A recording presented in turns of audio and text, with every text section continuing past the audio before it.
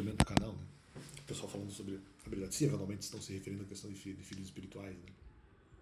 E como eles clamam habilidade, eu não acho que seja exatamente algo tão habilidoso assim. Bom, primeiro que foi uma cobrança além da capacidade, eles apenas pressionaram algo que naquele momento eu não teria coragem para verificar se eu era responsável ou não, que poderia me trazer ali algum tipo de problema em relação à imagem ou mesmo em relação a coisas que teriam que ser feitas, eu não teria capacidade.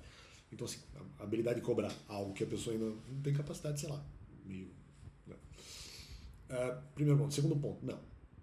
Mas como eventualmente é uma habilidade, eu não sei se exatamente é uma habilidade tão grande assim, porque na verdade já era uma situação que estava acontecendo, eu já era em derivação de outra doutrina bíblica, ou de outras doutrinas bíblicas, eu já estava vivendo uma situação em que eu não, já desde 2020, antes de se iniciar a acusação sobre filhos espirituais, eu já estava vivendo uma situação apenas em derivação, apenas do meu contato com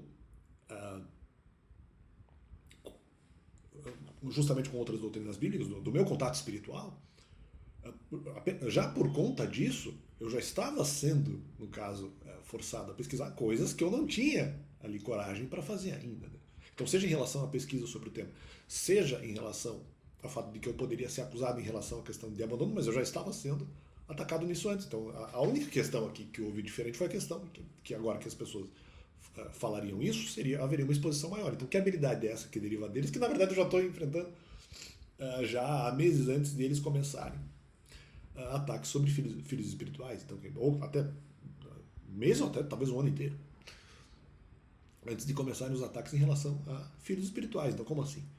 Não, porque nós temos uma habilidade de eventualmente colocar a pessoa sob pressão, mas eu já estava em pressão antes com os mesmos temas que eventualmente as pessoas estavam me acusando depois. Não porque nós somos habilidosos, não porque nós somos habilidosos, não somos habilidosos. Como é que essas pessoas eventualmente seriam habilidosas de algo que eu já estava enfrentando? Eu já estava sendo pressionado a fazer pesquisa sobre a questão de filhos espirituais eu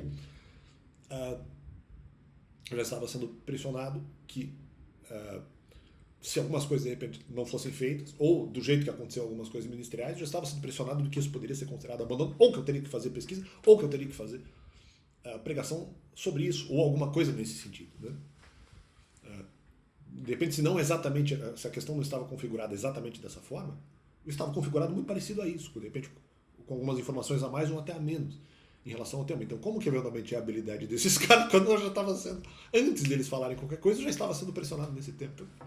Fica esse complemento do cara.